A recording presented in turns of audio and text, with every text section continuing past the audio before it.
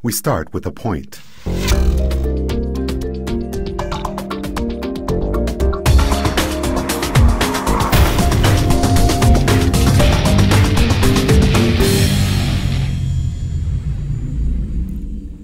Hi, it's Rob Bryanton and welcome back to Imagining the 10th Dimension video blog. Today's entry is called The Comedian. Last blog, we talked about Scott McCloud, comics artist and well-known author. I've talked before about his insightful book, Understanding Comics, The Invisible Art. Scott makes great observations about the underlying connections that give different graphic approaches their impact and underlying meaning. To my way of thinking, his ideas tie very nicely to my own discussions about memes as extra-dimensional patterns that connect us together in ways unseen. In The Shaman and Modern Shamans, we talked about how this way of seeing reality is a basic part of a shaman's job description. As it says in the Wikipedia article about this topic, a shaman bases their actions on the understanding that there are invisible forces that come from outside our reality.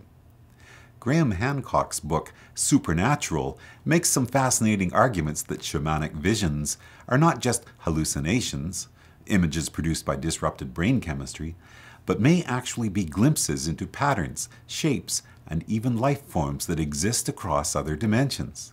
Again, if you're willing to go there, it seems very easy to tie those claims to my way of visualizing how our reality is constructed. In You Have a Shape and a Trajectory, we quoted from a New Scientist magazine article about MRI studies done on an impersonator, showing how a professional impersonator was using different parts of his brain to become his different characters, activating parts of his brain that are not used in normal speech. How does an actor become a different person? Empathy. Next blog, we're going to talk more about empathy and what that concept means within my way of visualizing the dimensions. But today, I'd like to talk about another group of people who use empathy in their work, comedians. We're looking now at a clip from the opening scene of the very first episode of a hit television series produced right here in my home province of Saskatchewan, Canada, centered around a gas station in the fictional prairie town of Dog River. For the past 6 years, my company, Talking Dog Studios, has had the privilege of creating the music and sound for the above show. Corner Gas, Canada's #1 Canadian-produced program. Creator and star Brent Butt has participated in the creative process right from the start to the finish, and as sound guys, we've been fascinated to learn Brent's unique viewpoints on what should and shouldn't appear in the final audio mix, and how important these decisions are towards whether an audience will laugh or not.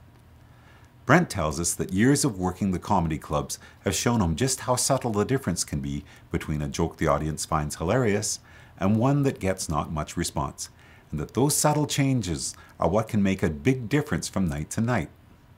Like any other live art, it can be a magical experience to be part of a crowd that become completely engaged with the performer on stage.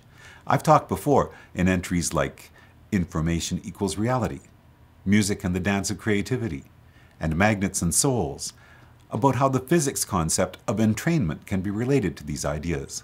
When a skilled comedian like Brent Butt gets a crowd of people laughing, his deep empathy for his audience and masterful timing can make the evening become funnier and funnier. In that sense, empathy is a form of entrainment. That feedback loop between performer and audience also works in film and television and shows how important the ride, as opposed to the joke, can be. The best comedies, once they get you giggling, can sweep you along, keep you smiling, keep you ready for the next big laugh, and most importantly, give you time to laugh before moving on with more stuff. In a live environment, a comedian can play the audience like a conductor plays a symphony orchestra, and as a result, every performance can be different depending upon the audience's responsiveness, participation, and what might distract them from the ride on a particular evening. In a film or television show, particularly ones like Corner Gas done in the modern style with no laugh track, the writing, performing, editing, and mixing all have to have their focus on understanding where the big laughs are going to be and what things might distract the audience from getting to those laughs. Brent, my hat is off to you. The huge success of Corner Gas is a testament to your deep understanding of what makes comedy work. So, a comedian's job, like all great artists, is all about empathy with his audience. Interestingly, a lot of comedians, Brent Butt included, also play a musical instrument. So next blog entry in The Musician will continue this exploration into empathy and what connects us together in ways unseen. Now, to close, I'm going to provide you with a link to a clip from rebel comedian Bill Hicks, who lived from 1961 to 1994, that takes some of the ideas we just talked about and expands them into a cosmic view of reality, and I do invite you to watch that. Next blog entry is going to be called The Musician.